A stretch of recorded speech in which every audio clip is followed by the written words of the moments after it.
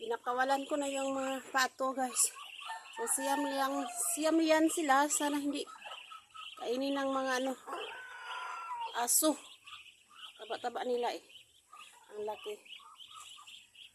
Kinulong namin yan yung bagong pananganak kasi may mga aso. Ayan. So happy na kayo? Makagalaw na kayo? You're free now? Ha? Makalipad-lipad na kayo.